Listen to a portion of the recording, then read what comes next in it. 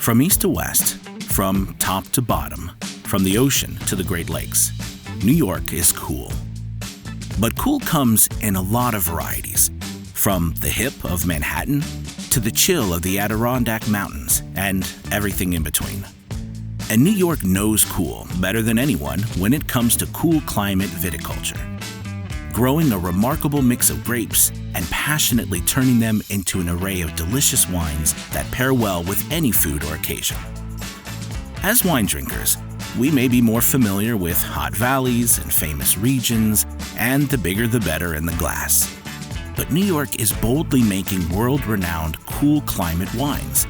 And what you'll find are fine wines with a cool climate edge. They're lower in alcohol. Slower ripening grapes mean less sugar to turn into alcohol during fermentation. That results, a bit surprisingly to some, in drier wines with delightfully lighter body. They have higher acidity. The shorter ripening season yields a tart and balanced taste that many find refreshing. And they are incredibly food-friendly, complementing your meal instead of overpowering it. We grow an astonishing list of native, hybrid, and vinifera grapes. We're probably best known for Riesling, but we're really great at a whole list of varieties.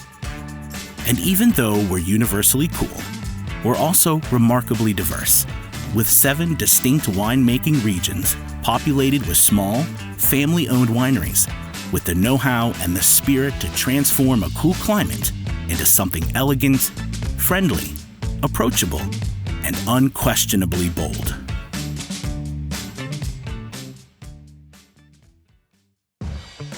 Grapes are huge here, a huge part of our history, a huge part of our economy, and a huge part of our identity. We have almost 18,000 acres under vine and 338 vineyards in the region, all within 4 miles of Lake Erie. We grow more grapes than all the rest of New York combined, and ours is the largest contiguous grape-growing region east of the Rockies. The first vines went into the ground in 1818. The wine and grape industry continued to grow and thrive over the next 60 years because of ideal glacial soils and the temperate conditions that flow in on the Lake Erie winds. But in 1920, a new, intolerant wind blew in and Prohibition closed all the established wineries and drove winemaking into many of our grandparents' barns and basements. Today, the influence of the lake and our history put us in a unique position in New York. We're continuing our ancestors' tradition of making the best wines in the world from American native grapes. But we're also growing more diverse.